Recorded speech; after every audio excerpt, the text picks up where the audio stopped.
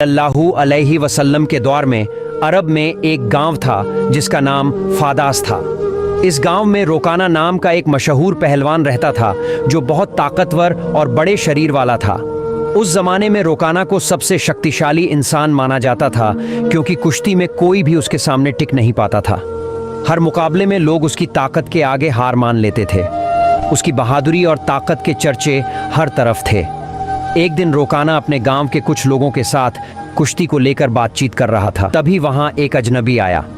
उसने सबको संबोधित करते हुए कहा, क्या तुम लोगों को पता है कि मक्का में एक नबी तशरीफ लाए हैं? उनका नाम मोहम्मद सल्लल्लाहु अलैहि वसल्लम है। वो अल्लाह के सच्चे रसूल हैं और उन पर आसमान से कुरान उतारी गई है। उनकी बातों को सुनकर बहुत से लोग इस्लाम कबूल कर रहे हैं। उस व्यक्ति की बातें सुनकर वहां मौजूद लोगों में हलचल मच गई। सबने कहा, हमें भी उनसे मिलकर उनकी बातें सुननी चाहिए। रोकाना भी सोच में पड़ गया और थोड़ी देर बाद बोल पड़ा, अगर वो सच में अल्लाह के भेजे हुए नबी हैं तो मुझे उनसे कुश्ती लड़नी होगी। अगर मैंने उन्हें हरा दिया तो साबित हो जाएगा कि वो सिर्फ एक आम इंसान है। यही सोचते हुए रोकाना पहलवान अपने घर लौट आया। उसका एक बेटा था जिसका नाम यजीद था। वो भी अपने पिता की तरह बहुत ताकतवर था और उसने कभी किसी मुकाबले में हार नहीं मानी थी। रोकाना ने अपने बेटे से कहा, मैंने सुना है कि मक्का में मोहम्मद सल्लल्लाहु अलैहि वसल्लम नाम का एक व्यक्ति है जिसे लोग बहुत बड़ा जादूगर कहते हैं। इसलिए मैं सोच रहा हूँ कि मक्का जाकर उनसे मिलूं और उनके साथ कुश्ती करूं। रोकाना की ये बात सुनकर उसका बेटा यजीद बोला, बाबा मैं भी आपके साथ मक्का जाऊंगा। मैं भी देखना चाहता हूं कि वो वाकई में कौन है। कुछ दिनों बाद रोकाना और उसका बेटा यजीद मोहम्मद सल्लल्लाहु अलैहि वसल्लम से मिलने के लिए मक्का की ओर रवाना हो गए। लंबा सफर तय करने के बाद तपते रेगिस्तान को पार करके वे आखिरकार मक्का पहुंच गए। लेकिन मक्का पहुंचते ही रोकाना ने महसूस किया कि उसके दिल में एक अजीब सी शांति समा गई है। उसे ये भी महसूस हुआ कि मक्का के लोगों के चेहरे पर एक अलग ही रौनक है। ऐसा लग रहा था जैसे इस शहर का माहौल किसी अल्लाह की रहमत से महक रहा हो। मक्का की फिजा देखकर रोकाना ने अपने बेटे से कहा, बेटा यजीद, मुझे लगता है कि ये जगह बहुत खास है। मैं अपने अंदर एक अनोखा सुकून महसूस कर रहा हूँ। यजीद ने भी सिर हिलाते हुए कहा, बाबा मुझे भी वैसा ही महसूस हो रहा है। ऐसा सुकून और ऐसा खुशनुमा माहौल मैंने पहले कभी नहीं देखा। उसी समय उन्होंने कुछ लोगों को देखा और उनके पास जाकर पूछा, क्या आप हमें बता सकते हैं कि मोहम्मद सल्लल्लाहु अलैहि वसल्लम कहाँ मिलेंगे? लोगों ने जवाब दिया, आप कौन हैं और कहाँ से आए हैं? रोकाना ने कहा, मेरा नाम रोकाना है, मैं बहुत दूर से आया हूँ और मैं एक मशहूर पहलवान हूँ। ये सुनकर लोगों ने कहा, हमारे नबी मोहम्मद सल्लल्लाहु अलैहि वसल्लम अल्लाह के भेजे हुए रसूल हैं और इस वक्त मस्जिद में मौजूद हैं। ये सुनकर रोकाना और यजीद मस्जिद की ओर बढ़ गए। जब वे मस्जिद में दाखिल हुए तो उन्होंने देखा कि एक बुजुर्ग व्यक्ति शांत और नूरानी चेहरे के साथ बैठे थे। उनके चेहरे पर एक ऐसी मुस्कान थी जो दिल को सुकून देने वाली थी। ऐसा लग रहा था जैसे वो सभी का स्वागत कर रहे हों। रोकाना ने ध्यान से देखा और समझ गया कि यही वही व्यक्ति हैं जिनके बारे में उसने सुना था।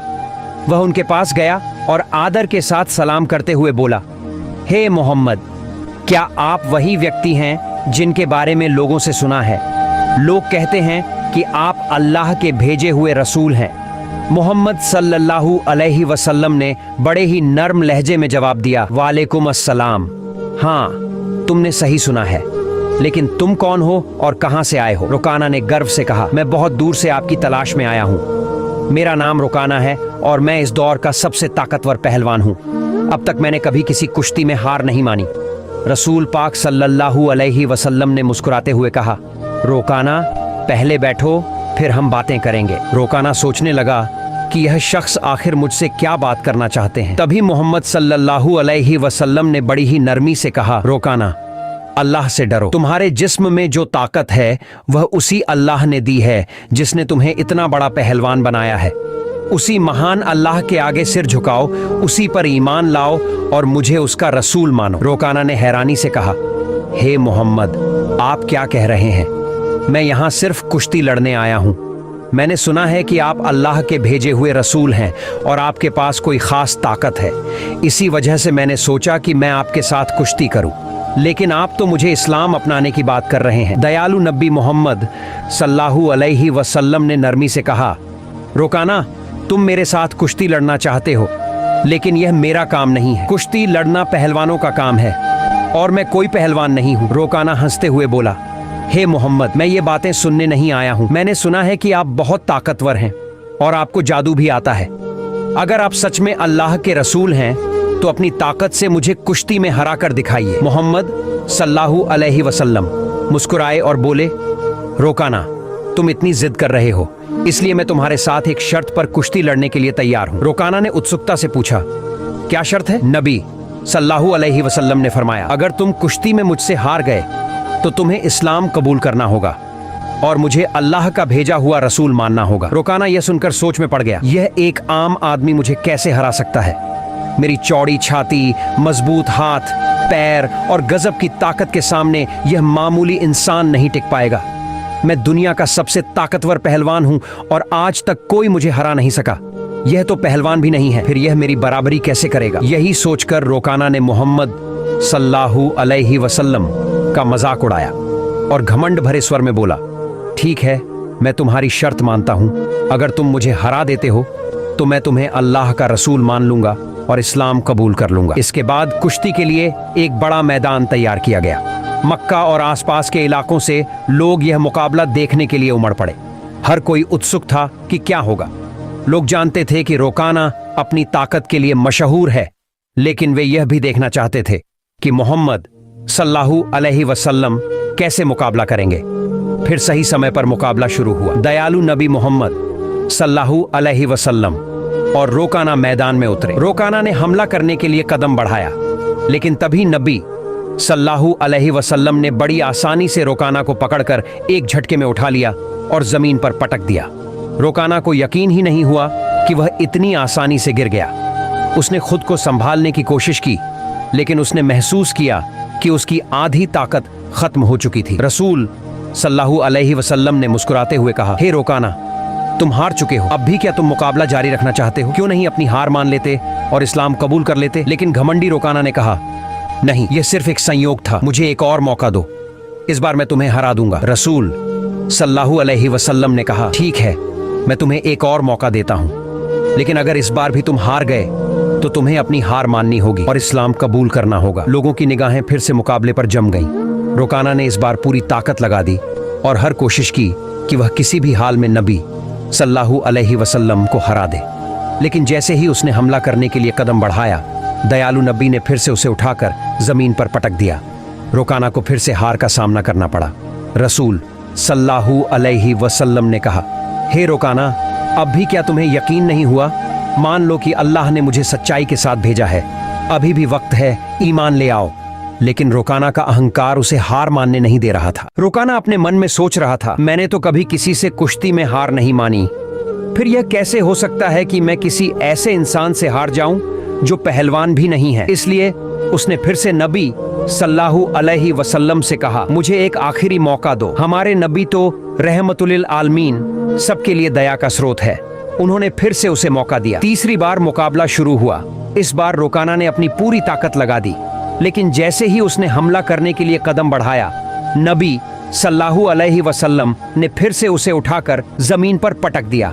अब रोकाना उठने की कोशिश कर रहा था, लेकिन उसकी ताकत खत्म हो चुकी थी।